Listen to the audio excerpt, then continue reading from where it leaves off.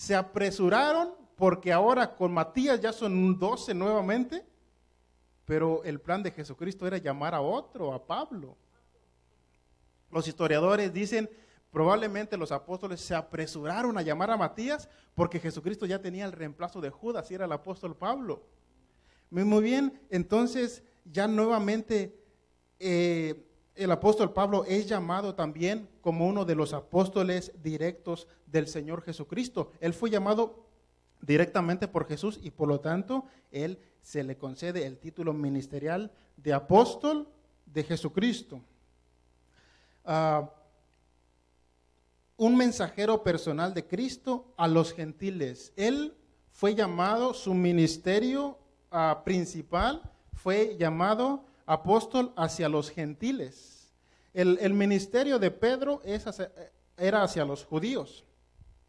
Pero después la gracia del Señor, que no solamente abarca a un pueblo pequeño llamado los israelitas o los judíos, sino que la gracia de Dios es sobreabunda, que alcanza también a los gentiles, a los que no son judíos.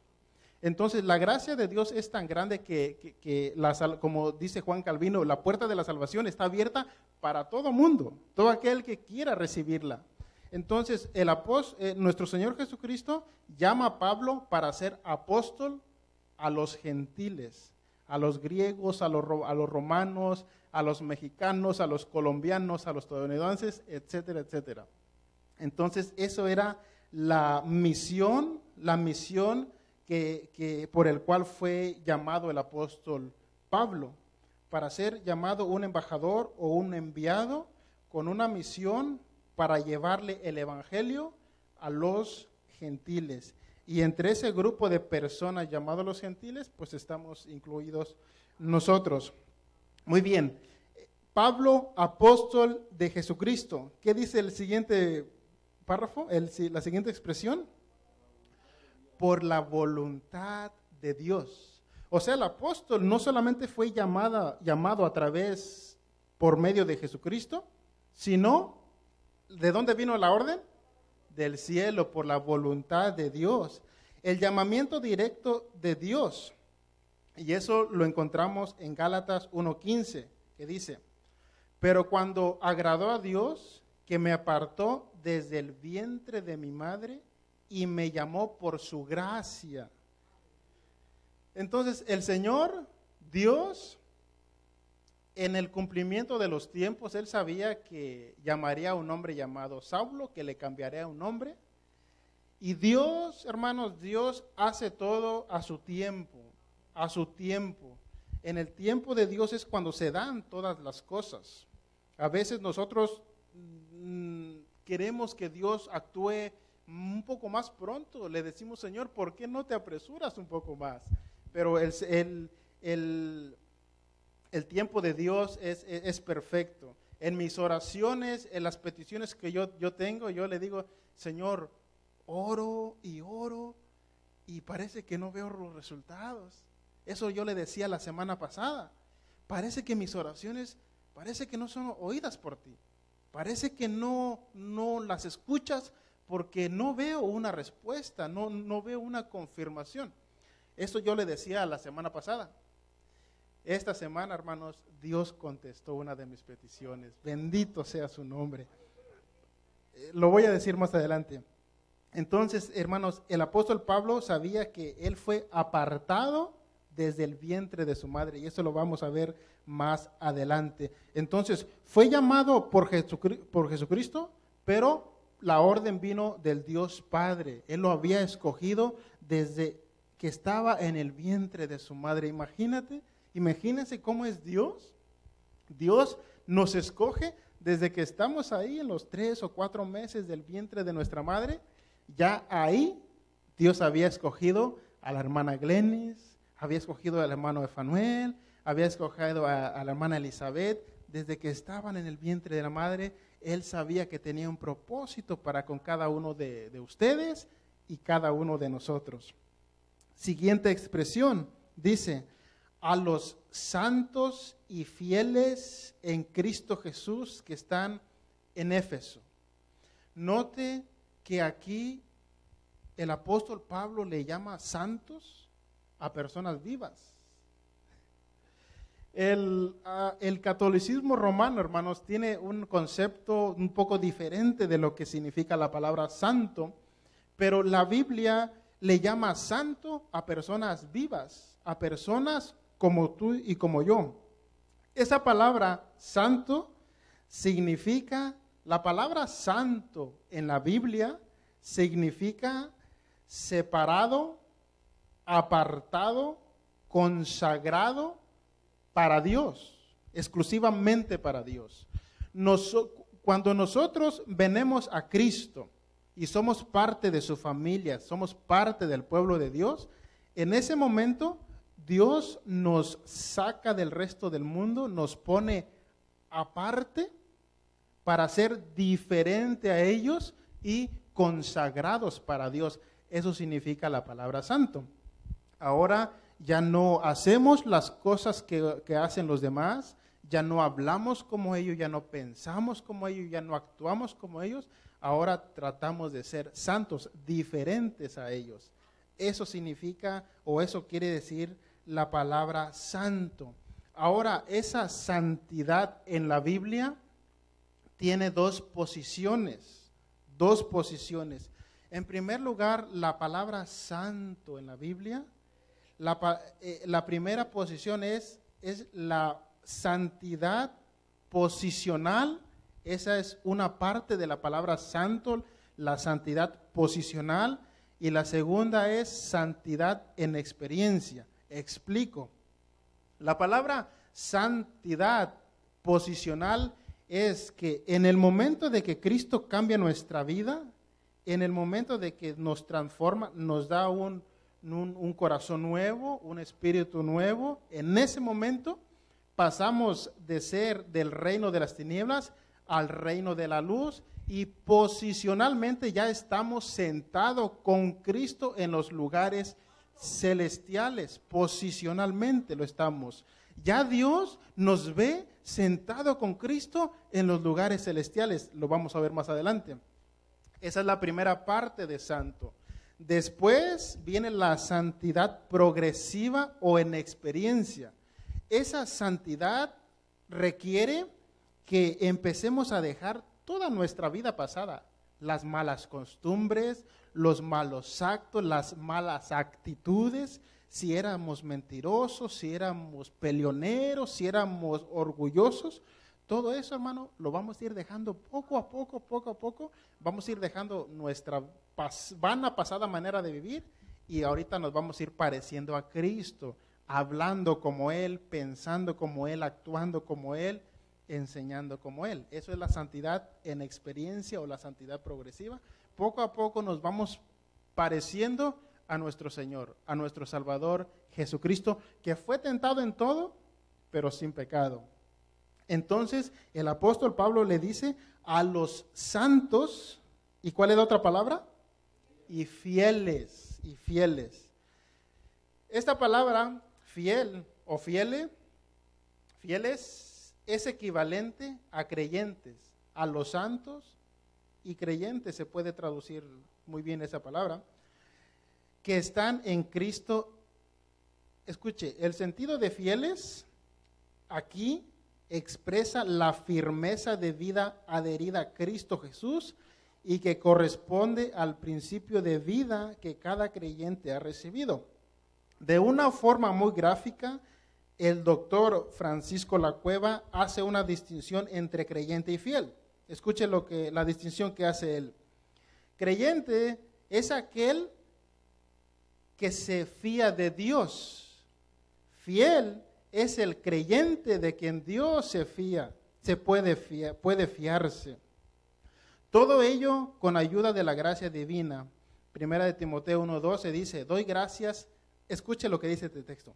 Doy gracias al que me fortaleció, a Cristo Jesús nuestro Señor, porque me tuvo por fiel, poniéndome en el ministerio. No dice porque era fiel, me tuvo por fiel. Entonces, esta expresión, santos y fieles, denota a un cristiano, hermanos, intachable. Un cristiano que pareciera que no tiene errores. Un cristiano que no se le ve fallas en él. Y no es porque no lo digo porque es mi hermano, pero mi hermano, ¿conocen a mi hermano Marcelo, hermanos? Yo que soy su hermano y lo conozco muy bien, yo parece que no veo tachas en él, parece que no veo fallas en él. ¿Cómo Dios lo usa? ¿Cómo Dios lo ha venido poniendo en posiciones privilegiadas, hermanos? A estas personas se refiere la palabra fieles, a cristianos que son entregados a Dios, que son consagrados a Dios, que son entregados al 100% a la obra y al ministerio y al servicio, que parece que no hay tachas en ellos, que usted analiza su vida y no ve errores en ellos. A esto se refiere la palabra fieles, personas en quien Dios pueda confiar en ellos y depositar su ministerio. Porque nosotros es muy fácil confiar en Dios por lo que Él es. Pero la pregunta es, ¿confiará Dios en nosotros? ¿Nos confiará un ministerio, un rebaño, un grupo de personas? Entonces, esta palabra fieles hace alusión a personas intachables, que son dignos de que Dios confíe en ellos. Siguiente, el versículo número 2. Vayamos al versículo número 2. Gracia y paz de Dios nuestro Padre y del Señor Jesucristo. Note esta conjunción de palabra, gracia y paz. Esta frase, el apóstol Pablo lo dice en todas sus cartas, escribe esta frase, gracia y paz. La gracia es el medio de salvación. Dios en su gracia nos da el regalo de la salvación. De hecho, el amor de Dios se manifiesta a través de su gracia y de su misericordia. Dios en su gracia nos da lo que no merecemos. No merecíamos la salvación, pero Dios nos lo dio en su gracia. Y en su misericordia, Dios no nos da lo que merecemos. Merecíamos la condenación eterna por nuestra manera de vivir sin Dios. Entonces, el amor de Dios se manifiesta a través de su gracia, que nos da la salvación, aunque no lo merecemos, y a través de su misericordia, que no nos paga conforme a nuestras justicias. Gracia es el amor de Dios. La gracia es el amor que obliga a Dios a descender al encuentro del pecador en el plan de salvación.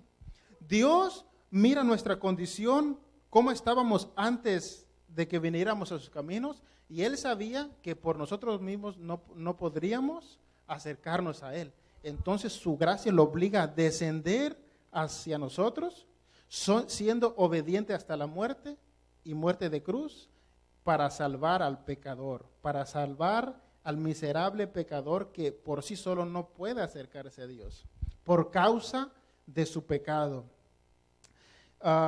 Eso es lo que hay en mente en el apóstol Pablo.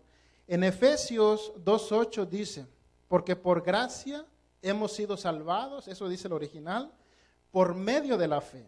Y esto no de vosotros, pues es don de Dios. La salvación se obtiene por gracia. Es la gracia del Señor quien nos salva.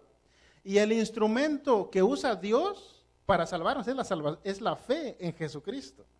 No la fe en nosotros mismos, sino la fe en Jesucristo. Y en Jesucristo nuestro Salvador y nuestro Señor.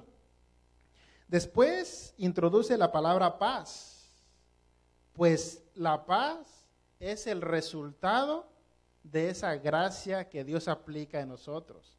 Cuando nosotros somos salvados por Cristo, cuando nos da un corazón nuevo, un espíritu nuevo y una mente nueva, el resultado es la paz con Dios. Porque ahora ya no somos enemigos de Él, ahora venimos a ser hijos adoptivos de Él. Y eso lo vamos a ver más adelante. Dice Romanos 5:1, Justificados pues por la fe, tenemos paz para con Dios. ¿Por medio de quién? De nuestro Señor Jesucristo. Note que el centro de toda la salvación es nuestro Señor Jesucristo. Y a Él sea la gloria y la honra por los siglos de los siglos. Entonces, gracia es la manera en que Dios nos salva y paz es el resultado de esa gracia, de esa salvación que obtenemos a través de nuestra fe en Jesucristo. Alguien escribió, la gracia es la fuente, la paz pertenece al chorro de bendiciones espirituales que de esta fuente emanan. Esta paz es la sonrisa de Dios que se refleja en el corazón de los redimidos, la seguridad de la reconciliación mediante la sangre de Cristo. Es la gran bendición que Cristo otorga a la iglesia mediante su sacrificio expiatorio y que sobrepasa a todo entendimiento. Filipenses 4:7 dice, y la paz de Dios, que sobrepasa todo entendimiento, guardará vuestros corazones y vuestros pensamientos en Cristo Jesús. Gracia y paz a vosotros, de Dios nuestro Padre y del Señor Jesucristo. Versículo número 3, ¿está en versículo número 3? Bendito sea el Dios y Padre de nuestro Señor Jesucristo, que nos bendijo, ¿qué dice? Con toda bendición espiritual. ¿En dónde? En los lugares celestiales. ¿En quién? En Cristo. Esa última frase, en Cristo, es muy importante. Esa frase, en Cristo, aparece muchas veces en el Nuevo Testamento. Todo es en Cristo y a través de Él. El doctor John Stott, un inglés, erudito inglés, escribe, escuchen lo que él dice. El párrafo entero es una canción de alabanza, una doxología, o más aún una eulogía, porque esa es la palabra que Pablo utiliza. Comienza bendiciendo a Dios por bendecirnos a nosotros con toda bendición concebible. Más particularmente, pareciera hacer una referencia deliberada a la Trinidad, porque el origen de la bendición es el Dios y Padre de nuestro Señor Jesucristo, quien también es nuestro Padre. Su esfera es Dios el Hijo, por ser en Cristo y en virtud de nuestra unión con Él, que Dios nos ha concedido, y su naturaleza es espiritual. Toda bendición espiritual, una frase que puede bien significar toda bendición del Espíritu Santo, quien como ejecutivo divino aplica la obra de Cristo a nuestros corazones. Él sugiere que la palabra bendición espiritual puede traducirse fácilmente en toda bendición del Espíritu Santo, porque vemos al Padre, al Hijo y también al Espíritu dándonos esas bendiciones. Recuerden que los dones espirituales, la palabra de Dios dice que Él las reparte como Él quiere. ¿Quién? Él, el Espíritu Santo. Entonces, la bendición espiritual, esas bendiciones son espirituales, no son carnales, no son terrenales, no son de este mundo. ¿De dónde son? Espirituales, del cielo, de arriba, de donde viene Cristo, de donde descendió Cristo, y son origen divino. Entonces, esas bendiciones están en Cristo Jesús. Ninguna persona puede obtener esas bendiciones si no está en Cristo. Ninguna persona puede obtener esas bendiciones espirituales si no tiene a Cristo en su corazón, si no está dentro de la persona de Jesucristo. Esas bendiciones se obtienen a través de la muerte y resurrección de nuestro Señor Jesucristo. La obra expiatoria de Cristo en la cruz nos da acceso a todas esas bendiciones, hermanos. Su muerte en la cruz tuvo el poder para perdonar nuestros pecados. Alguna vez yo le pregunté a una persona, ¿por qué murió Cristo en la cruz? ¿cuál fue el motivo por el cual murió Cristo en la cruz? Él no era cristiano. Y él me contestó, bueno, para enseñarnos cómo sufrir o cómo morir por los demás. ¿Cuál fue el motivo, hermanos, por el cual Jesucristo murió crucificado y desfigurado, con el rostro sangrado y en la manera en que murió Cristo? ¿Cuál fue el motivo? ¿Cuál fue el propósito? Porque solamente morir por morir. Él murió por nuestros pecados. Él pagó la deuda que nosotros tuvimos que haber pagado. Entonces, en su muerte en la cruz, perdona nuestros pecados, quita nuestro corazón de piedra, nos da un corazón de carne, nos da un espíritu nuevo y también quita la culpa del pecado que nos condenaba. Eso hizo Jesucristo en la cruz. Después de morir, tuvo 3 días, ¿verdad? Al tercer día resucitó de entre los muertos. Él tenía que haber resucitado, volver a vivir, para que nosotros pudiéramos ser partícipe de estas bendiciones espirituales. Porque si Cristo no hubiera resucitado, nosotros hubiéramos muerto y ahí se acababa todo. Pero Cristo resucitó y la Biblia dice que nosotros que hemos puesto nuestra confianza en Él, también resucitaremos en el día postrero. Cuando Él venga o cuando nosotros moramos y Él venga y nos lleve a su presencia. Entonces esas bendiciones espirituales están en Cristo y para nosotros obtenerlos tenemos que ser de Cristo y estar en Cristo a través de su muerte y su resurrección. Esta bendición espiritual tiene como resultado, número 1, la elección divina. Verso 4, ¿está en el 4? Dice el versículo 4, según, ¿qué dice?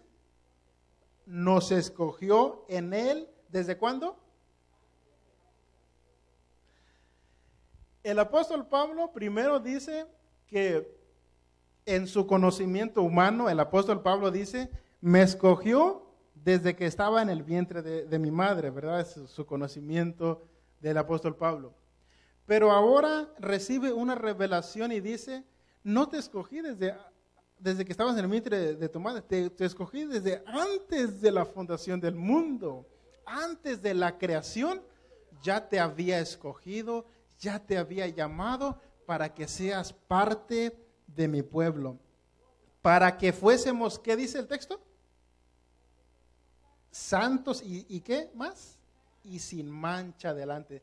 Hay un propósito, hermanos, por el cual hemos sido llamados, para que fuésemos, ¿qué? Santos y sin mancha delante. Note que el texto nos dice que Él nos escogió porque éramos santos. No nos escogió porque éramos santos, sino para que fuésemos santos y sin mancha delante de Él. Ahora, la palabra que nos interesa estudiar es la palabra escogido o escoger. Es muy importante en la Biblia. Esa palabra escoger en la Biblia significa escoger, significa entresacar, significa elegir, significa seleccionar. La Biblia dice, hermanos, que Dios no quiere que nadie se pierda, sino que todos vengan al arrepentimiento. Pero la realidad es que no todos se van a salvar. Solamente un grupo de personas se van a salvar. Nosotros quisiéramos que todo el mundo se salvara, pero lamentablemente no se van a salvar todas las personas. Muchos son los llamados, pocos los escogidos. Entonces Dios nos escogió antes de la fundación del mundo, antes de que existiera todo lo que vemos nuestros ojos. En la eternidad Dios ya nos había escogido. En la eternidad Dios, ya estábamos en la mente de Dios.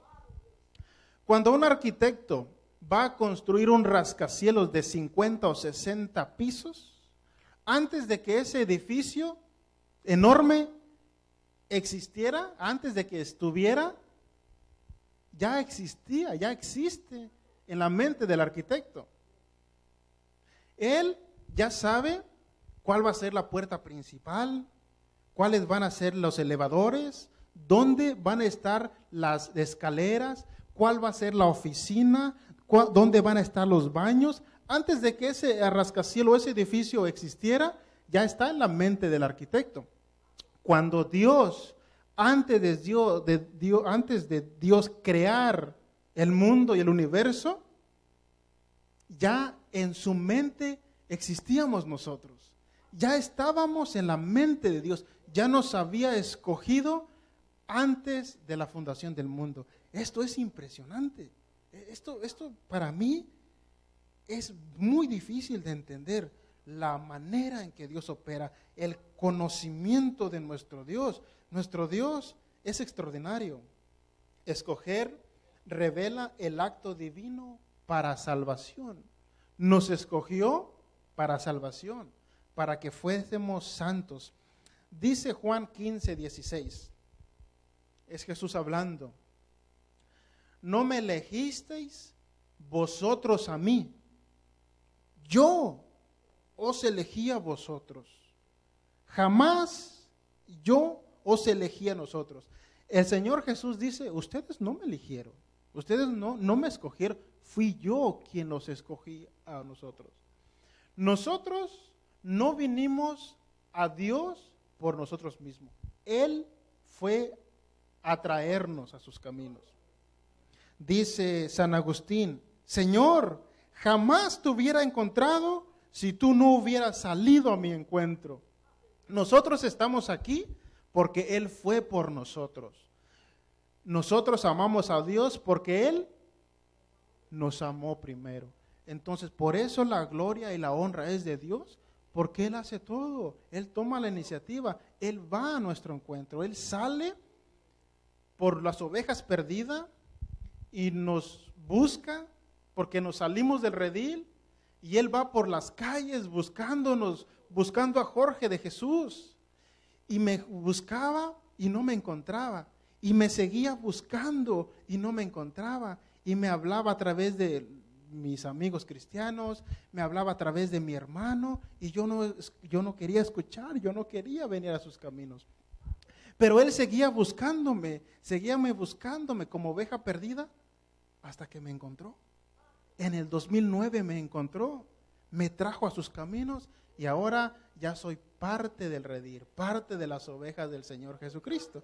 Entonces, Él es quien elige, Él es quien escoge a las personas y los trae a sus caminos para que seamos parte de su familia, parte de la familia de Dios. Esa elección se da, como lo dijimos antes de la fundación del mundo.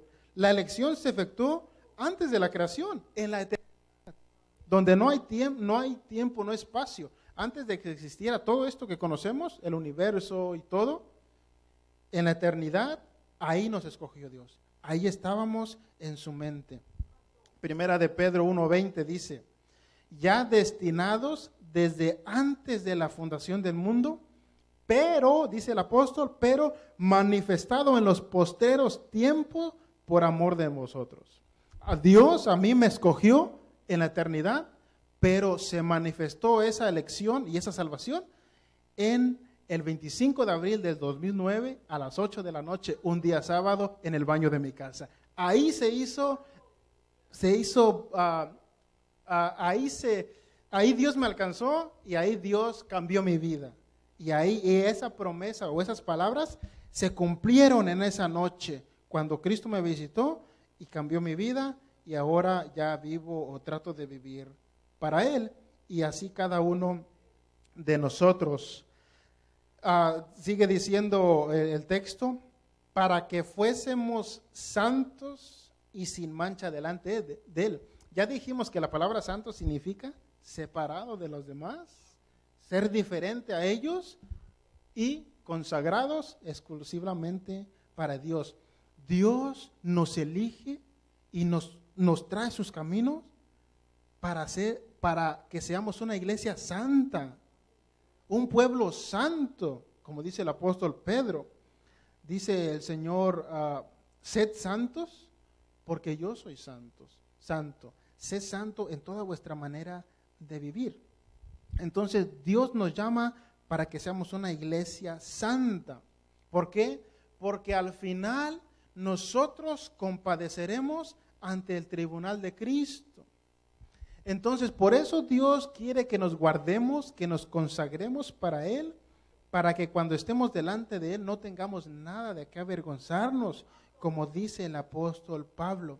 Entonces, también sugiere de que Dios quiere que seamos santos, porque la Biblia dice que Él desea tener una iglesia sin mancha y sin arruga, una iglesia consagrada exclusivamente para Él, porque Él es santo, 3 veces santo, y no puede relacionarse con una iglesia que está en pecado, que está en desobediencia, etc.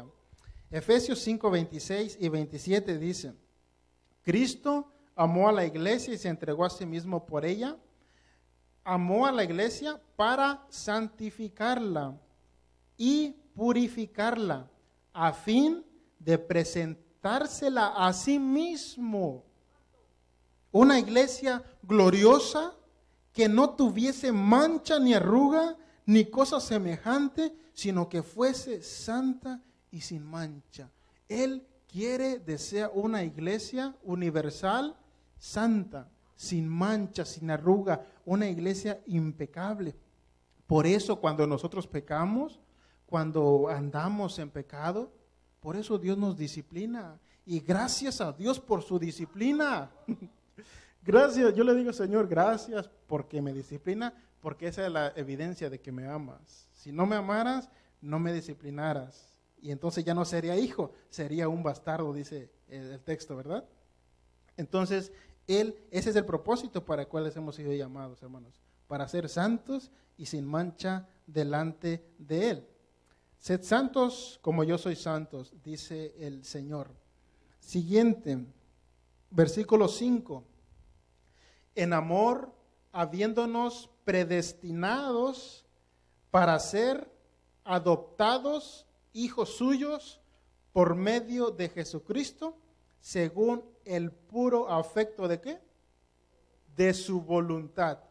Las palabras que nos interesa estudiar en ese versículo es la palabra predestinados y la palabra adoptados hijos suyos. Escuche, esta palabra predestinar proviene del griego prorizo. Esta palabra en la Biblia significa fijar un destino de antemano. Literalmente encerrar en un círculo. Esta palabra significa marcar un horizonte. Dios, hermanos, Dios nos escogió antes de la fundación del mundo y Él trazó una línea por el cual nosotros caminar. Hermanos, ¿ustedes creen que la voluntad de Dios es que nos suframos? ¿Que pasemos pena, dolor, sufrimiento? No, esa no es la voluntad original de Dios. ¿Pero por qué nos pasa eso? Porque a veces nos desobedecemos. Nos salimos de esa línea que trazó Dios, donde supuestamente tendríamos que caminar. Pero a veces nuestra desobediencia nos hace salirnos del camino y ahí vienen las consecuencias. Después viene el dolor, el sufrimiento y le decimos a Dios, ¿por qué? Dice Dios, porque te has salido, porque te has desviado de mi camino. Permanece en mí y estarás bien. Porque los pensamientos de Dios son de paz, de bienestar, dice su palabra. Entonces Dios ya predestinó. Esa palabra predestinar significa fijar un destino de antemano antes de la fundación del mundo. Dice primera de Pedro 1:2, elegidos según la presciencia, el conocimiento previo de Dios, de Dios Padre en santificación del Espíritu, para obedecer y ser rociado con la sangre de Jesucristo. En este versículo nuevamente vemos la Trinidad en acción. Dice el texto, elegidos según la presencia de Dios Padre, la primera persona de la Trinidad, en santificación del Espíritu, tercera persona de la Trinidad, para obedecer y ser rociados con la sangre de Jesucristo, segunda persona de la Trinidad. Entonces, por eso aquellos que niegan la doctrina de la Trinidad se tienen que enfrentar a esos textos. Muy bien. Entonces, aquí vemos que siempre el Dios trino en que nosotros creemos, opera en unidad, en coinonía. Dice Hechos 2:23, a este entregado por el determinado y anticipado conocimiento de Dios, prendisteis y matasteis por manos de inicuos, crucificándoles. La crucifixión de Cristo en la cruz, no crean que fue algo que Dios no sabía. Él ya había escogido la manera en que moriría Jesucristo en la cruz desde antes de la fundación del mundo, porque a través de esa cruz, a través de ese proceso, Dios salvaría al mundo. Entonces Dios usa una cruz, 3 clavos, una corona de espina y una lanza para salvar al mundo. Imagínense, no usó un ejército celestial, no usó un ejército terrenal, usó 5 objetos de madera y su Hijo Jesucristo para salvar a los escogidos. Impresionante la manera en que Dios actúa. Romanos 8:30 dice, este texto, hermanos, muy alentador para mí. Dice Romanos 8:30, y a los que predestinó, ahí encontramos la palabra, y a los que predestinó, a estos también llamó. Y a los que llamó, a estos también justificó. Y a los que justificó, a estos también glorificó. Todos esos verbos están en tiempo pasado. Ya Dios lo hizo. Primero nos predestinó. En su conocimiento previo nos predestinó, nos escogió. Después que nos haya escogido, nos llamó a su salvación. Después de llamarnos, nos justificó, nos perdonó nuestros pecados, y después de habernos predestinado, nos glorificó. Esa palabra glorificación se va a llevar a cabo cuando nosotros subamos al cielo para estar con Él para siempre, para la eternidad, donde ya no habrá llanto, no habrá dolor. Hermanos, el pecado, finalmente seremos liberados de la presencia del pecado. Ya no tendremos que luchar con el pecado, no tendremos que luchar con esta carne que se nos revela. Finalmente seremos liberados de la presencia del pecado y estaremos con nuestro Señor en gloria. Y finalmente, para terminar, dice, para ser adoptados hijos suyos. Esa predestinación, ese llamamiento, esa justificación, da como resultado ser hijos adoptivos de Dios. Recuerden que nosotros somos hijos adoptivos de Dios. Fuimos injertados en el plan de salvación. Primero, Dios escoge a un pueblo judío, ¿verdad? Después extiende su gracia para otras personas, llamada la Iglesia de Jesucristo, y en ese grupo estamos incluidos nosotros. Fuimos injertados en ese plan de salvación que Dios había predestinado antes de la fundación del mundo. Alguien escribió, este ser de hijos no nos corresponde porque así lo quiera nuestra naturaleza, sino porque por medio de Jesucristo hemos sido liberados de nuestra funesta deuda de culpa. No se lo debemos tampoco al hecho de proceder de un pueblo santo, ni de nuestros actos de cumplimiento de la ley, sino que nuestro ser de hijos y nuestro descender del Padre lo hemos recibido por mediación de Cristo, y por consiguiente lo tenemos por Él desde toda la eternidad. La santa condición de hijo llega a nosotros como un don, un regalo de Cristo. Ahora somos hijos adoptivos de Dios. Dice Juan 1:12, mas a todos los que le recibieron. Necesitamos a recibir a Jesús. Así como alguien llega a tu casa y le abres la puerta y le recibes, así también nosotros debemos de abrir la puerta a Jesús y recibirlo en nuestro corazón. ¿Y qué haces cuando tienes una visita en tu casa? Lo atiendes de la mejor manera. Y también nosotros debemos de atender a Jesús una vez que haya entrado a nuestro corazón. Recibido a los que creen en su nombre, a los que hemos creído en Él. Bienaventurado aquellos que no le vimos, pero creemos en Él. En su nombre les dio potestad de ser hechos hijos de Dios. Hermanos, Romanos 8:15 dice: pues no habéis recibido el espíritu de esclavitud para estar otra vez en temor, sino que habéis recibido el espíritu de adopción, por el cual clamamos, Abba, Padre. Hermanos, les tengo una buena noticia. Legalmente somos hijos de Dios. Y legalmente ya podemos llamar al Señor Padre, Padre nuestro, porque ahora somos sus hijos, porque nos ha salvado y legalmente Él es nuestro Padre y nosotros somos sus hijos, y por lo tanto podemos llamarle con toda seguridad, podemos llamarle Padre nuestro que estás en los cielos. Ahora que ya es nuestro Padre, ahora que legalmente se ha convertido en nuestro Padre, ahora podemos llamarle Abba Padre. ¿Qué significa Abba Padre?